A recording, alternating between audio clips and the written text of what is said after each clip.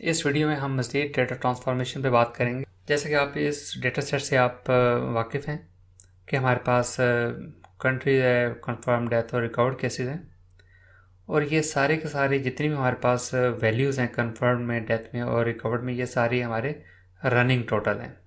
ठीक है कि एक दिन की जो वैल्यू है वो अगले दिन में ऐड हो जाती है। जैसे कि मैं आपको दिखाता हूँ। जैसे मैं यहाँ से कंट्री सेलेक्ट कर लेता हूँ, फॉर एग्ज़ाम्पल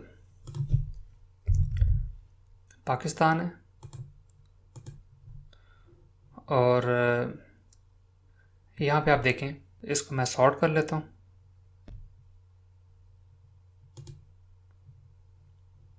असेंडिंग ऑर्डर में, और ये देखें जो 27 फरवरी है, यहाँ पे 26 फरवरी को जो कंफर्म केसेस हैं वो 2 हैं, और 27 को भी 2 हैं, इसका मतलब है कोई चेंज नहीं आई। फिर 28 को भी 2 हैं, 29 को 4 हैं, तो इसका मतलब 2 की चेंज आई है। ठीक है, 2 और 2 4।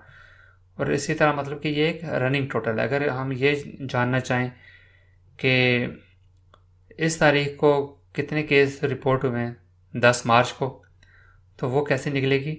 16 - 6। तो ये हमारे पास 10 केसेस यहाँ पे आ जाएंगे। तो ये वाली, क्योंकि ये डेटा हमारे पास मौजूद नहीं है, इस डेटा सेट में इस तरह की कोई इन्फॉर्मेशन अवेलेबल नहीं है, तो इस रिक्वायरमेंट को अब हमने इम्प्लीमेंट करना है, ताकि हम जब हम फर्दर इस पर काम करेंगे, डैशबोर्ड बनाएंगे, तो हम ये भी देखना चाहेंगे कि डे वाइज जो मुख्तलिफ केसेस थे, कंफर्म्ड केसेस, डेथ केसेस या रिकवर केसेस, उनमें क्या रद्द-बदल आ रहा है। तो मैं इसको क्लियर ऑल फिल्टर करता हूँ। इस काम को परफॉर्म करने के डिफरेंट मेथड्स हैं।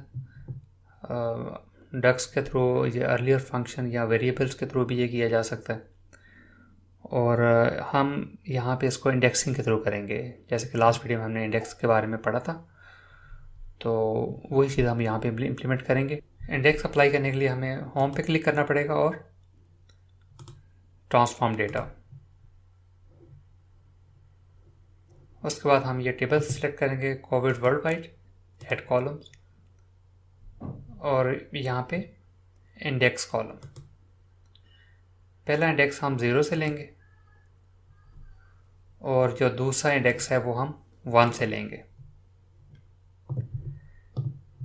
जो 0 वाला है इसको हम नाम दे देते हैं इंडेक्स अंडरस्कोर 0, और ये वाला जो दूसरा है इसका नाम दे देते हैं इंडेक्स अंडरस्कोर 1। अब हमारे पास 2 कॉलम है। एक कॉलम जो है वो 0 इंडेक्स से स्टार्ट हो रहा है, और दूसरा कॉलम जो है वो 1 से स्टार्ट हो रहा है। तो इस पे हम मर्ज क्वेरीज अप्लाई करेंगे। तो मर्ज क्वेरी में क्या होगा कि जब हम इनर ज्वाइन करेंगे इन दोनों का, जो वैल्यू 1 पे पड़ी हुई वो हमें एक स्टेप ऊपर मिलेगी, इसी तरह 2 पे जो मिलेगी वो भी एक स्टेप ऊपर, इसी तरह एक एक वैल्यू हमें ऊपर वाली रो में मिलती जाएगी। उसके बाद हम मर्ज क्वेरीज एज न्यू, और जो सेकंड टेबल है वो भी कोविड वर्ल्ड वाइड होगा, क्योंकि ये एक सेल्फ ज्वाइन है। तो इसमें कंट्री रीजन पे आपने क्लिक करना है और कंट्रोल प्रेस कर लेना है। फिर दूसरा आपने कंट्री रीजन पे क्लिक किया, फिर उसके बाद इसका जो पहला जो है इसका आपने इंडेक्स 0 और दूसरे टेबल का इंडेक्स 1, और यहाँ से आपने इनर ज्वाइन सेलेक्ट कर लेना है। उसके बाद आप इसको ओके कर दें।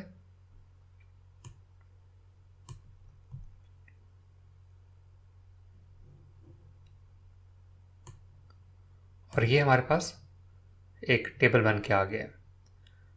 अब इस टेबल में से अब हमें जो वैल्यू चाहिए, इस पे आप ये जो डबल एरो इस पे आप क्लिक करें, और यहाँ पे हमें जो चीज़ें चाहिए वो चाहिए हमारे डेथ, कंफर्म्ड और रिकवर्ड केसेस। ये 3 वैल्यूज हमें चाहिए यहाँ पे। तो उसके बाद हम इसको ओके कर देंगे।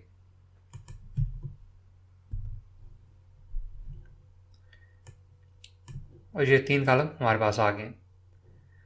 तो इसको हम मॉडल में लोड कर लेते हैं, क्लोज एंड अप्लाई, और मर्ज 1। ये हमारा न्यू टेबल है।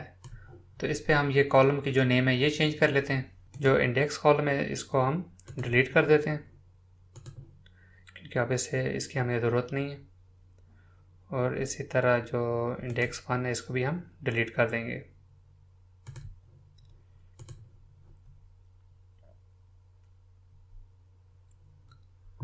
अब हम एक यहाँ पे होम पे क्लिक करें और न्यू कॉलम, इसका हम नाम देते हैं डेली कंफर्म्ड।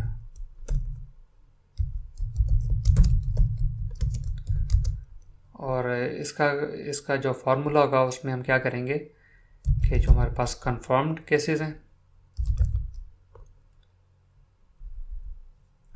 माइनस जो हमारा न्यू कंफर्म्ड केसेस जो एक स्टेप ऊपर थे, कंफर्म्ड, ये इसका फार्मूला हो जाएगा। ये हमारे पास डेली कंफर्म्ड केसेस आ जाएंगे। तो अब देखें ये फ़र्ज़ में पाकिस्तान है, तो इस पे हम जाते हैं,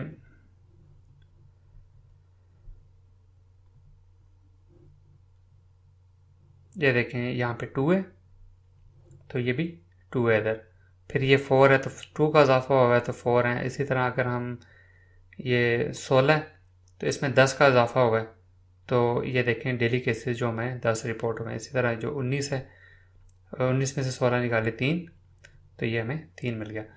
इस तरह से हम डेली जो कंफर्म केसेस हैं, जो हमारे डेली रिपोर्ट होने वाली केसेस हैं, उनको हम फाइंड आउट कर लेंगे। तो सेम इसी तरह हम 2 कॉलम और बना देंगे। इसका हम नाम दे देंगे डेली डेथ, और डेथ माइनस जो न्यू कॉलम था डेथ 1, ये हो गया। और इसी तरह जो रिकवर्ड है उसके लिए भी एक कॉलम बना लेंगे,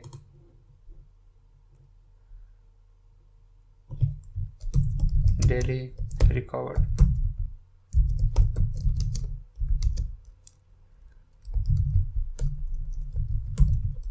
रिकवर्ड माइनस